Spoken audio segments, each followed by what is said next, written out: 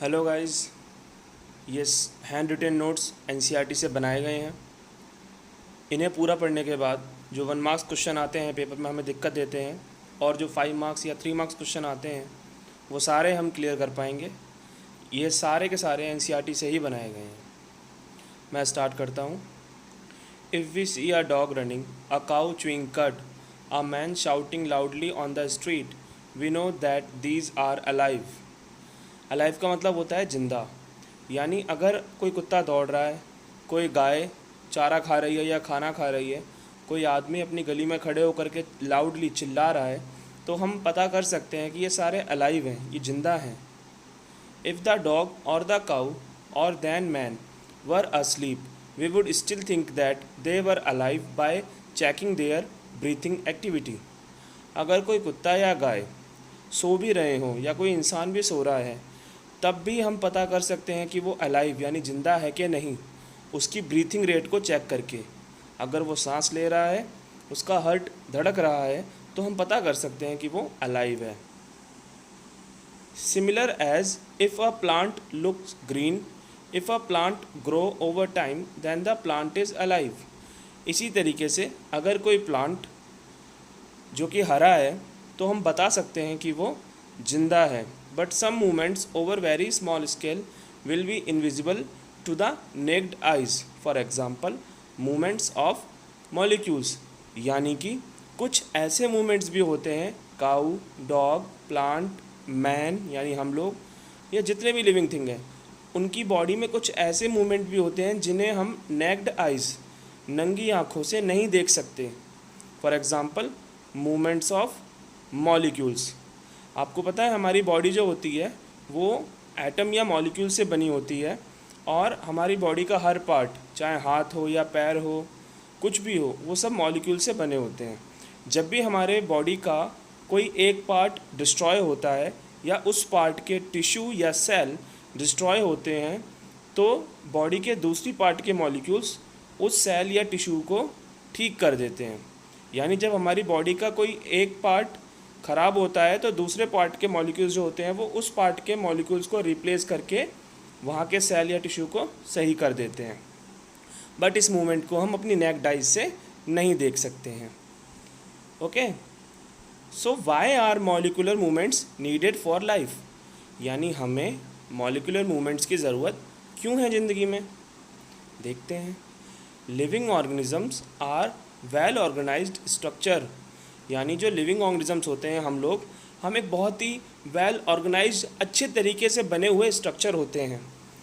They can have tissue, हमारे पास tissue होता है, टिश्यू हैव सेल, टिश्यू के पास सेल होते हैं, and there small components in them, और सेल के पास उनके स्मॉल कंपोनेंट्स होते हैं, जैसे माइट्रोकॉन्ड्रिया, एंडोप्लाज्मिक रेटिकुलम, इस तरीके से।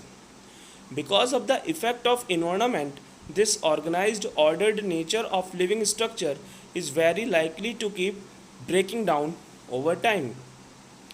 यानी कि इन्वायरमेंट के इफ़ेक्ट्स यानी असर के चलते जो हमारी बॉडी के टिश्यूज़ होते हैं, जो सेल होते हैं जिन्हें नेचर ने बनाया है, वो ब्रेक डाउन होते रहते हैं टाइम पर, समय समय पर जो सेल या टिश्यू होते हैं हमारी बॉडी के, वो ब्रेक डाउन होते रहते हैं। Okay, if order break down the organism will no longer be alive. यानी कि अगर सेल या टिश्यू का जो ऑर्डर है, जो रूटीन है, वो ब्रेक डाउन हो जाएगा, सेल और टिश्यू ख़त्म हो जाएंगे, तो फिर ऑर्गेनिज्म जो है वो लंबा नहीं जिंदा रह पाएगा। So living organism must keep repairing and maintaining their structure. इसीलिए लिविंग ऑर्गेनिजम्स यानी हम लोगों को ज़रूरत होती है कि हम अपने सेल या टिश्यूज़ को रिपेयर कर सकें और मेंटेन कर सकें। Since all these structure are made up of molecules, क्योंकि हमें पता है कि जितने भी हमारी बॉडी के टिश्यू, सेल या और भी पार्ट्स हैं, वो सभी मॉलिक्यूल्स या एटम के बने होते हैं। They must move molecules around all the time. इसीलिए मॉलिक्यूल्स को एक जगह से दूसरी जगह पर मूव करने की ज़रूरत होती है। जैसे कि मैंने आपको पहले बताया था कि जब एक पार्ट के मॉलिक्यूल्स ख़राब हो जाते हैं, अगर हमारे हाथ के अंदर जो सेल हैं वो डिस्ट्रॉय हो गए हैं, क्योंकि सेल के जो मॉलिक्यूल्स हैं वो ख़राब हो गए हैं, तो हमारे दूसरे हाथ का जो सेल है उसके जो मॉलिक्यूल्स हैं वो जा कर के पहले वाले हाथ के मॉलिक्यूल्स को रिप्लेस करके उस वाले सेल को भी अलाइव यानी ज़िंदा कर देंगे, रिपेयर कर देंगे, इसलिए मॉलिक्यूल्स का मूवमेंट ज़रूरी होता है। Okay, the maintenance function of living organisms must go on even when there are not doing anything particular. यानी कि जो हमारे सेल होते हैं और जो हमारे टिश्यूज़ होते हैं, इनको मेंटेन करने का जो फंक्शन होता है वो हमारी बॉडी में तब भी चलता रहता है जब हम कुछ ना कर रहे हों। यानी कि अगर हम सो भी रहे हैं तब भी हमारी बॉडी के अंदर सेल और टिश्यू का जो मेंटेनेंस फंक्शन है, रिपेयरिंग फंक्शन है, मॉलिक्यूल्स के ज़रिए वो चलता रहता है। The process which together perform this maintenance job our life process. यानी कि जो पूरा प्रोसेस होता है जिसके ज़रिए ये मेंटेनेंस होता है हमारे सेल और टिश्यू का, इसे हम बोलते हैं लाइफ प्रोसेस। तो ये बहुत इंपॉर्टेंट क्वेश्चन है पेपर के लिए, व्हाट इज़ लाइफ प्रोसेस। तो the process which together perform this maintenance job our life process. तो वहाँ पर आप दिस की जगह पर सेल एंड टिश्यू लिख देंगे पेपर में, ठीक है। ऑलराइट, अगला क्वेश्चन क्या है, what are the maintenance process in living organism. यानी हम लोगों में मेंटेनेंस प्रोसेस आखिर होता क्या है। यानी अब हम प्रॉपर वे में समझेंगे कि मेंटेनेंस प्रोसेस यानी कि सेल और टिश्यू रिपेयर कैसे होते हैं, ठीक है। तो चलिए देखते हैं। Maintenance process are needed to prevent damage of well organised structure of living organism and energy is needed for them. यानी कि मेंटेनेंस प्रोसेस की ज़रूरत होती है ताकि हमारी बॉडी का जो वेल ऑर्गेनाइज्ड स्ट्रक्चर है, यानी कि सेल और जो टिश्यू हैं लिविंग ऑर्गेनिज्म के, वो मेंटेन रहें।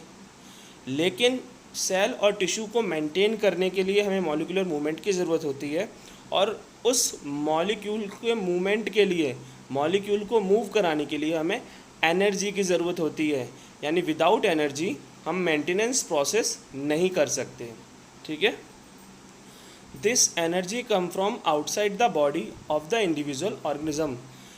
जिस एनर्जी की यहाँ पर बात की गई है वो एनर्जी हमारी बॉडी में कहाँ से आती है, आउटसाइड यानी बाहर से आती है।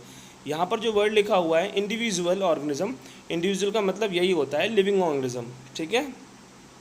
Which we call food to the inside, a process we commonly call nutrition. Different organism can use different kind of nutritional process. यानी कि जो एनर्जी होती है वो बाहर से आती है, कैसे, फूड के थ्रू। जो फूड हम खाते हैं ना बाहर से, उसके थ्रू एनर्जी आती है। और ये फूड जब हमारी बॉडी के अंदर पहुंच जाता है तो एक प्रोसेस होता है जिसे बोलते हैं न्यूट्रिशन, जिसके ज़रिए ये जो फूड होता है ये एनर्जी में कन्वर्ट हो जाता है। हम थोड़ा ब्रीफली पढ़ेंगे अभी कि कैसे आखिर जो फूड हमने खाया है वो न्यूट्रिशन के प्रोसेस के थ्रू चेंज हो जाएगा एनर्जी में, ठीक है। The source of energy which living organism gate via food need to be broken down and must be finally converted to a uniform source of energy that can be used for the various molecular movements need for maintaining living structure। यानी जो source of energy की ज़रूरत होती है living organism को, जिसे वो food के ज़रिए हासिल करते हैं।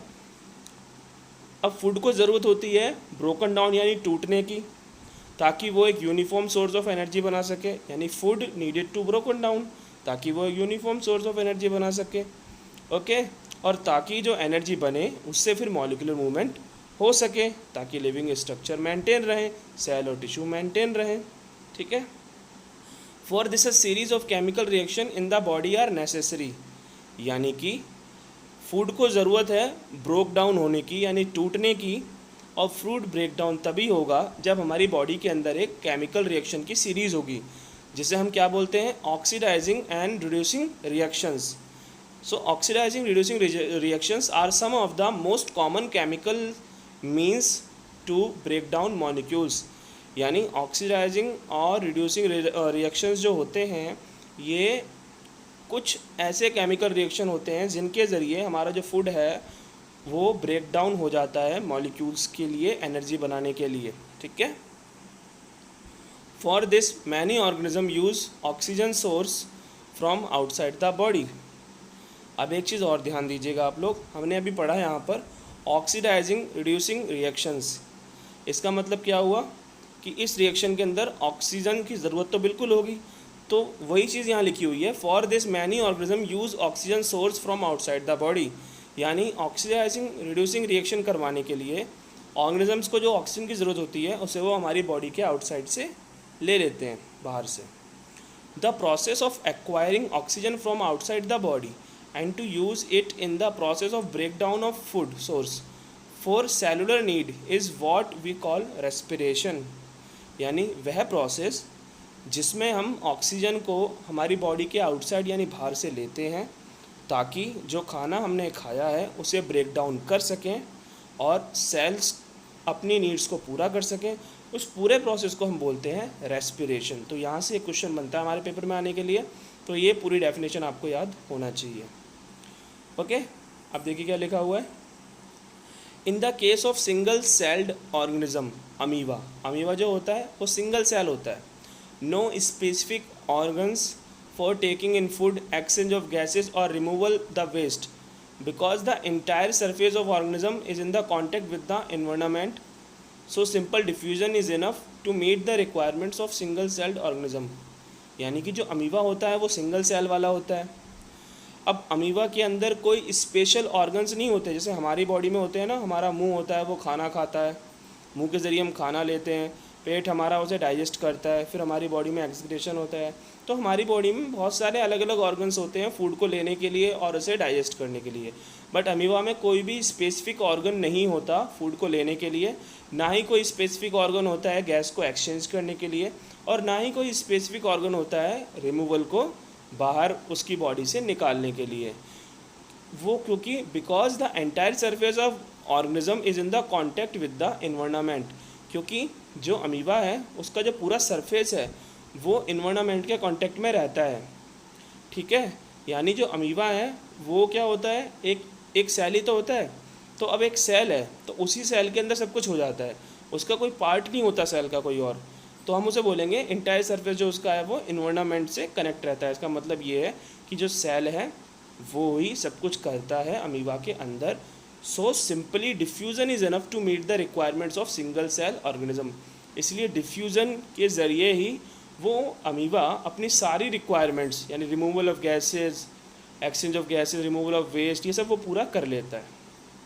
ठीक है, उससे डिफ्यूज़न से उसका काम चल जाता है। तो पेपर में आ सकता है कि अमीबा जो है वो डिफ्यूज़न से अपना काम कैसे चला लेता है, तो आप इसका आंसर लिख देना। अब यहाँ लिखा है but in multicellular organism all the cells में not be direct contact with the surrounding environment. Multicellular organism यानी हम हो गए ना, इंसान और जानवर, ये सब मल्टी सेलुलर ऑर्गेनिज्म्स होते हैं। अब इनके अंदर हमारी बॉडी में जो सेल्स होते हैं वो सारे के सारे डायरेक्ट कांटेक्ट में नहीं होते। ऐसे समझिए आप कि जब हम खाना लेंगे तो क्या होगा, हम खाना मुंह से लेंगे और फिर हमारा खाना पेट में डाइजेस्ट होगा। तो उस समय मुंह के सेल और पेट के सेल जो हैं वो तो उस खाने से कांटेक्ट में हैं, लेकिन बाकी सब कांटेक्ट हैं क्या? हमारे हाथ के सेल, पैर के सेल, क्या ये सारे सेल भी कांटेक्ट में हैं फूड के जो हमने खाया? नहीं है। Thus simple diffusion will not meet the requirement of all the cells. इसीलिए हमारी बॉडी में डिफ्यूज़न जो है वो पूरी रिक्वायरमेंट नहीं कर पाएगा हमारे सेल्स की, हमारे सेल्स की ज़रूरतों को पूरी वो नहीं कर पाएगा, क्योंकि हमारी बॉडी के अंदर सारे सेल्स जो होते हैं वो इन्वायरमेंट के कांटेक्ट में नहीं होते। यहाँ पर आप इन्वायरमेंट का मतलब फूड भी मान सकते हैं। Since the food and oxygen are now taken up at one place in the body of the organism which all part of the body need them. मैंने जैसे आपको बताया वही लिखा हुआ है कि जब भी हम फूड बाहर से लेते हैं या ऑक्सीजन बाहर से लेते हैं अपनी बॉडी में, तो कुछ ही हिस्से हमारी बॉडी के, जैसे हमारा मुंह, लंग्स या हमारा पेट, केवल यही कांटेक्ट में आ पाते हैं। बाकी जो हिस्से हमारी बॉडी के हैं, पैर, हाथ, ये सब उस फूड और ऑक्सीजन के कांटेक्ट में नहीं आ पाते, जबकि हमारी पूरी बॉडी को ज़रूरत होती है फूड और ऑक्सीजन की। अब क्या होगा?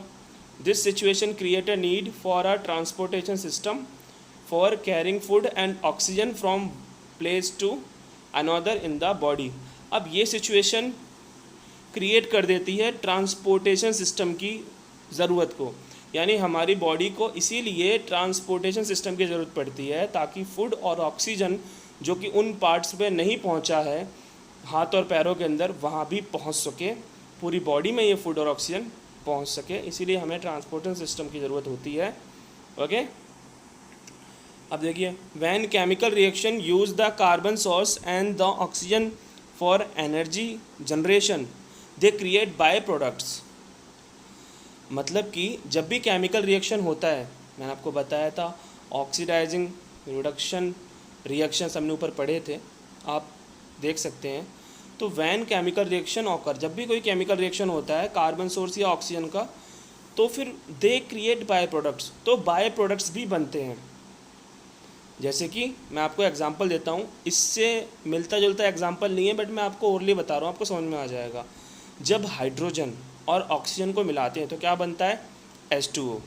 तो H2O जो है पानी, वो एक बाय प्रोडक्ट है किसका, हाइड्रोजन का और ऑक्सीजन का। समझ में आपको बाय प्रोडक्ट किसे कहते हैं, जो चीज़ बन के तैयार होती है उसे बाय प्रोडक्ट कहते हैं। तो यहाँ पे लिखा हुआ है कि जब भी कोई केमिकल रिएक्शन होता है कार्बन सोर्स और ऑक्सीजन के बीच में हमारी बॉडी के अंदर, तो कुछ बाय प्रोडक्ट्स बनते हैं, but that are not only useless for the body cell but could even be harmful. ये जो बाय प्रोडक्ट्स बन के तैयार होते हैं हमारी बॉडी में, एक तो ये सेल्स के लिए यूजलेस होते हैं, यानी बेकार होते हैं, सेल्स को उनकी ज़रूरत नहीं होती। इसके अलावा ये हार्मफुल भी होते हैं, हानिकारक भी होते हैं।